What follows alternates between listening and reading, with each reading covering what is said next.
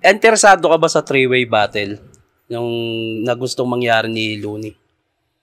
Oo, kasi ibang challenge din siya. Pero meron akong nadaanan sa mga clips sa Facebook na parang natanong ata si Kuya Luns kung trip niya kung ayaw pumayag nung isa na three-way. Kung papayag siya nung lalabanan lang kami ng dalawang parang kay GL ngayon, GL Husky, GL Raffian.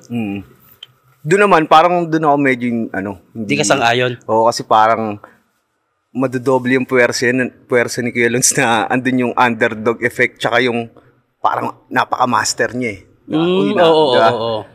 Parang doon medyo hindi ako sang-ayon. Parang ang nakikita ko kung sakaling gano'n, parang si Looney ang panalo pa rin kahit matalo siya. Pag nangyari yun, no? Kasi parang pag natalo siya, dalawa kasi kayo. Diba? Pero kung three-way, interesado ka, Mot, Sinyo, Mot, Looney, Sinyo, interesado ka sa ganun? Oo, naman, palag sa ganun. Pero mas okay sa akin din yung 1v1, tas wala nang Kasi parang mas mabigat na trabaho nga rin yun, yung three-way.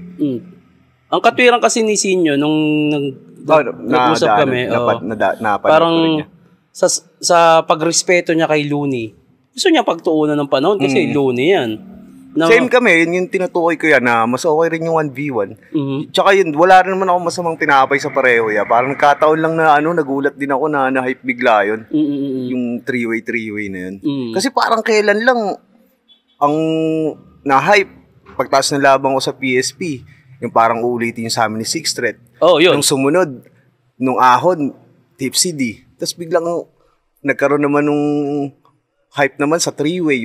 Parang magkakadikit lang sila ngayon. Hindi ko na alam kung kumbaga yung pressure ko nagsunod-sunod na saan ba ako tututok dito kung sakali. Parang gano'n. Pero interesado ka rin if ever kay Tipsy D?